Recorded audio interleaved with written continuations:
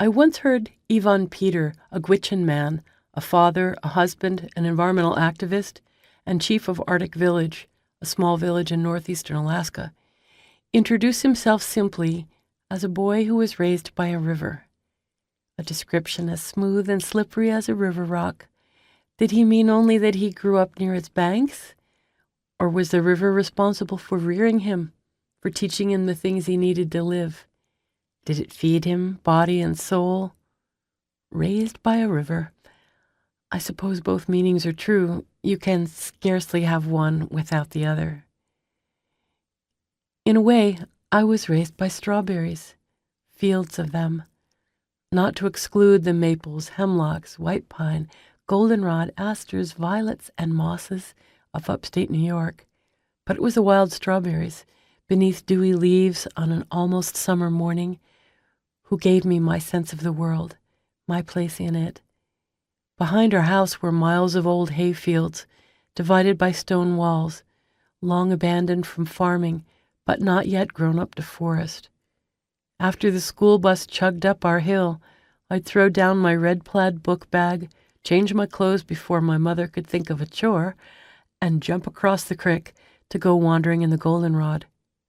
Our mental maps had all the landmarks we kids needed: the fort under the sumacs, the rock pile, the river, the big pine with branches so evenly spaced you could climb to the top as if it were a ladder, and the strawberry patches.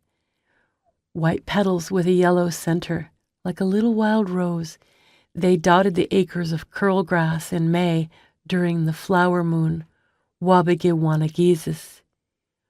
We kept good track of them, peeking under the trifoliate leaves to check their progress as we ran through on our way to catch frogs.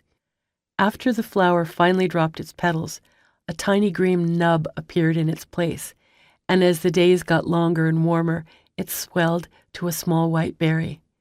These were sour, but we ate them anyway, impatient for the real thing. You could smell ripe strawberries before you saw them, the fragrance mingling with the smell of sun on damp ground. It was the smell of June, the last day of school, when we were set free, and the strawberry moon, Odeeminigisis. I'd lie on my stomach in my favorite patches, watching the berries grow sweeter and bigger under the leaves.